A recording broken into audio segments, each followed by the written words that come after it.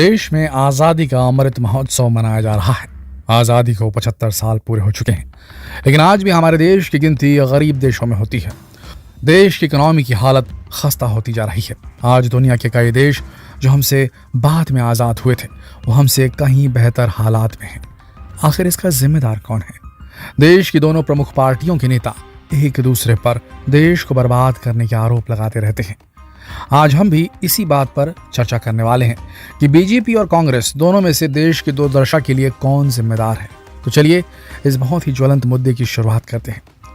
दोस्तों, हमारा देश एक विकासशील देश है, डेवलपिंग कंट्री है, जो अभी भी विकास की राह पर धीरे धीरे कदम बढ़ा रहा है। और कभी कभी लगता है कि हमारे विकास की रफ्तार बहुत धीमी है। जिस तरह से दुनिया के दूसरे देश तरक्की कर रहे हैं, हम उनसे काफी पीछे रह गए हैं।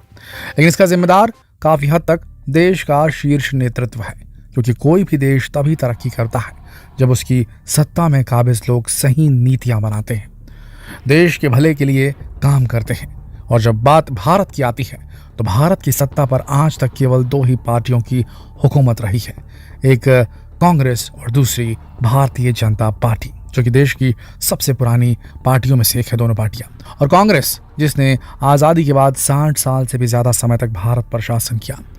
आज हम देखने वाले हैं कि इन दोनों पार्टियों ने देश के लिए क्या किया और उसका हमारे देश के विकास पर, डेवलपमेंट पर क्या असर पड़ा।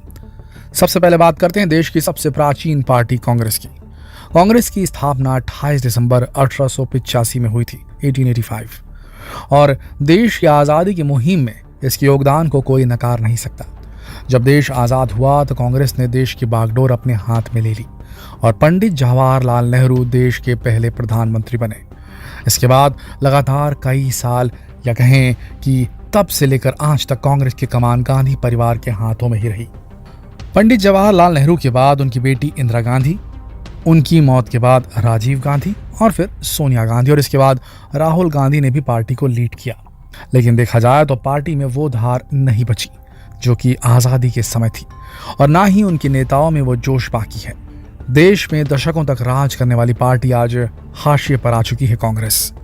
वो सत्ता में आना तो दूर, अपनी जमीन बचाने के लिए भी जूझती नजर आती है। लेकिन कांग्रेस के लिए भी राह कभी आसान नहीं रही। जब देश आज़ाद हुआ तब देश की आर्थिक हालत बहुत खस्ता हाल थी। उस पर से पाकिस्तान के विभाजन ने देश की कमर तोड़ दी थी। ऐसे में देश को एक नई शुरुआत देना काफी मुश्किल था। पंडित जवाहरलाल नेहरू ने देश के विकास के लिए नई नई इंडस्ट्रीज की शुरुआत की। एजुकेशन को बढ़ावा देने के लिए IIM और IIT जैसे इंस्टीट्यूट की स्थापना की गई। जवाहरलाल नेहरू के बाद उनकी बेटी इंदिरा गांधी ने देश की बागडोर को अपने हाथ में ले लिया। इंदिरा गांधी के कई फैसलों को लेकर काफी विवाद भी रहा, लेकिन उन्होंने देश के विकास में जो योगदान दिया उसे हम भुला नहीं सकते। उन्होंने गरीबी को हटाने के लिए खास तौर पर काम किया।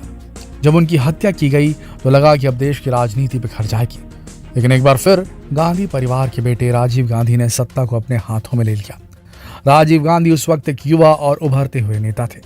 उन्होंने देश में टेक्नोलॉजी के विकास में जो योगदान दिया उसे भुलाया नहीं जा सकता।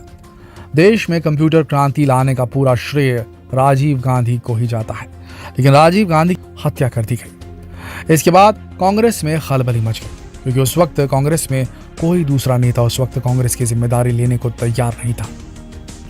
ऐसे में कांग्रेस के ही दूसरे नेताओं की सलाह पर सोनिया गांधी को कांग्रेस की बागडोर दी गई, जो कि उस वक्त राजनीति में एकदम नई थी और विदेशी होने के नाते उन पर हमेशा इल्जाम लगते रहे। और इसी वजह से कांग्रेस को सोनिया गांधी के नेतृत्व में जीत हासिल हुई, तो विपक्ष के दबाव के चलते उनकी जगह मनमोहन सिंह को प्रधानमंत्री बनाया गया। इसके पहले भी कई कांग्रेस के दूसरे प्रधानमंत्री हुए राजीव गांधी जी के बाद, लेकिन सोनिया गांधी को आखिर में वहां पर बैठाया गया, लेकिन उन्हें बिल्कुल चांस नहीं मिल पाया। उसके बाद प्रधानमंत्री मनमोहन सिंह जी ने प्रधानमंत्री पद को स्वीकार किया, लेकिन मनमोहन सिंह के ऊपर हमेशा कठपुतली नेता बनने के इल्जाम लगते रहे। उसके बाद देश में सत्ता परिवर्तन का वो दौर आया जिसने देश की राजनीति को पूरी तरह बदल दिया। ये वो दौर था जब भारतीय जनता पार्टी ने देशवासियों के दिल में अपनी जगह बना ली थी। भारतीय जनता पार्टी की शुरुआत 6 अप्रैल 1980 को हुई थी। अटल बिहारी वाजपेयी और लाल कृष्ण आडवाणी इसके संस्थापकों में से एक है। आपको जानकर आश्चर्य होगा कि अटल बिहारी वाजपेयी ने 3 बार देश की सत्ता अपने हाथ में ली, लेकिन वो केवल एक बार ही अपना कार्यकाल पूरा कर पाए। सबसे पहली बार उन्होंने केवल 13 दिन के लिए सत्ता का स्वाद चखा। उसके बाद 13 महीने और आखिरकार 1999 से लेकर 2004 तक उन्होंने देश को अपना पहला और आखिरी कार्यकाल पूरा किया। अटल बिहारी ने वैसे तो देश के विकास के लिए कई काम किए, जिसमें देश को परमाणु संपन्न बनाना भी एक काम था। इसके अलावा देश में मेट्रो की शुरुआत भी इन्हीं के हाथों से हुई। इस बीच देश को कारगिल की जंग को भी झेलना पड़ा था, लेकिन 2004 के बाद एक बार फिर से देश में बीजेपी का दबदबा कम हुआ। पर फिर कांग्रेस के कमजोर नेतृत्व के चलते कांग्रेस का हाल बेहाल होने लगा। उसी समय देश में नरेंद्र मोदी के रूप में एक चमकते हुए सितारे के रूप में उभरे और 2014 में बीजेपी की ऐसी लहर आई जिसने कांग्रेस की जड़ें हिलाकर रख दी। नरेंद्र मोदी की सुनामी में देश से कांग्रेस के साथ दूसरी सभी पार्टियां तिनके की तरह बह गई। नरेंद्र मोदी ने देश के विकास के लिए कई नई योजनाएं चलाई, जिसमें आत्मनिर्भर इंडिया, मेक इन इंडिया जैसी कई स्कीम शामिल है। इसके अलावा उनकी सूझबूझ भरी विदेश नीतियों के चलते आज पूरी दुनिया में उनका नाम, उन्हीं के नाम का डंका बजता है। महामारी का काल जब चला तो ऐसा लगा कि देश की अर्थव्यवस्था गर्त में जा रही है, लेकिन आज देश की अर्थव्यवस्था फिर से पटरी पर आने लगी है। लेकिन इन सब के बावजूद जो चीजें देश के विकास में हमेशा रुकावट बनी रही, वो थी नेताओं की देश को लेकर उदासीनता। फिर चाहे बीजेपी हो या कांग्रेस, दोनों ने ही कई गलत फैसले लिए। हर बार उनके गलत फैसलों के चलते देश को नुकसान उठाना पड़ा। इसके अलावा देश को इस समय में कई युद्धों का सामना भी करना पड़ा। ऊपर से आतंकवाद, नक्सलवाद और दूसरी कई समस्याएं हमेशा देश के ऊपर मुंह उठाए खड़ी रही। हम कह सकते हैं कि हमारे विकास की राह उतनी आसान नहीं है, क्योंकि हमारी जनसंख्या काफ़ी ज़्यादा है और इतनी बड़ी जनसंख्या के लिए रोजगार और दूसरे साधन जुटाना आसान काम नहीं है।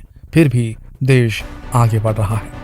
उसके ऊपर देश के सभी राजनेता, चाहे किसी भी पार्टी के हों, वे अपने स्वार्थ के आगे देश को ऊपर नहीं रख पाते। यानी उनका स्वार्थ पहले आता है, देश बाद में आता है। और ये सबसे बड़ा कारण है कि देश में सत्ता परिवर्तन होता है, लेकिन परिस्थिति परिवर्तन बिल्कुल नहीं होता। आज देश को ज़रूरत है एक ऐसे नेतृत्व की जो कि देश हित को सबसे ऊपर रखे और खुद के स्वार्थ को, सत्ता के लोभ को, कुर्सी के मुंह को नीचे रखे। देखा जाए तो एक मजबूत सरकार के लिए मजबूत विपक्ष की भी जरूरत होती है, जो कि सरकार की गलत नीतियों का विरोध करे और उसे गलत फैसले लेने से रोके। लेकिन आज कांग्रेस एक मजबूत विपक्ष के रूप में अपनी जिम्मेदारी नहीं निभा पा रही है। वहीं बीजेपी आज एक व्यक्ति केंद्रित पार्टी बनकर रह गई है और आज की पार्टियों के लिए केवल सत्ता में रहना ही एकमात्र लक्ष्य सा दिखने लगा है। देश हित को छोड़कर सभी पार्टियां अपना हित सेकने में लगी हैं।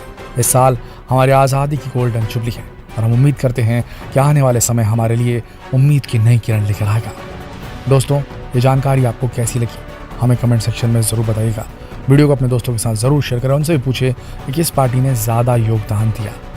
कल फिर मिलते हैं एक और रोचक जानकारी पर वीडियो में। तब तक के लिए आप सबका इस वीडियो के अंत तक बने रहने के लिए दिल की गहराइयों से धन्यवाद।